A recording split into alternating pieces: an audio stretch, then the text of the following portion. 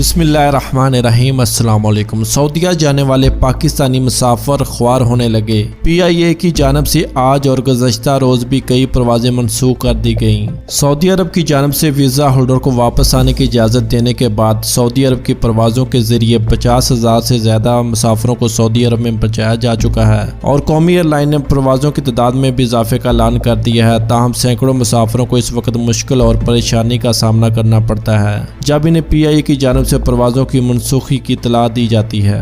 आए रोज PIA की जानब से सऊदीया के लिए शेड्यूल परवाज़ों की मनसूखी की जा रही है। हालांकि इंतजामिया की जानब से ऐलान किया गया था कि सऊदी अरब के लिए हफ्तावार 23 की बजाय 40 परवाज़ें रवाना होंगी।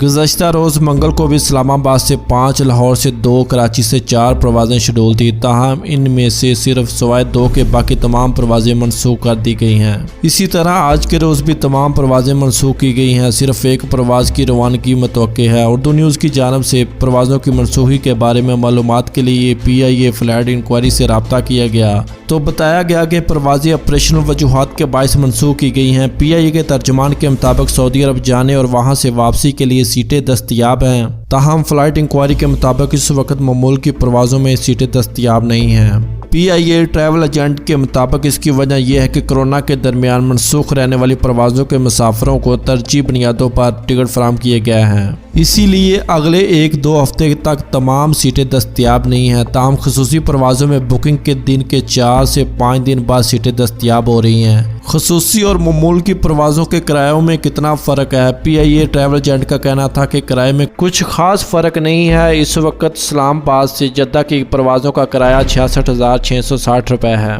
और मज़ीद डेली न्यूज़ अपडेट के लिए हमारे चैनल को सब्सक्राइब करें और बेल आइकन को दबाना मत भूलें। आपके कीमती वक्त का बहुत शुक्रिया। अल्लाह हम सब का हामी और नासर हो। अस्सलाम वालेकुम व रहमतुल्लाह।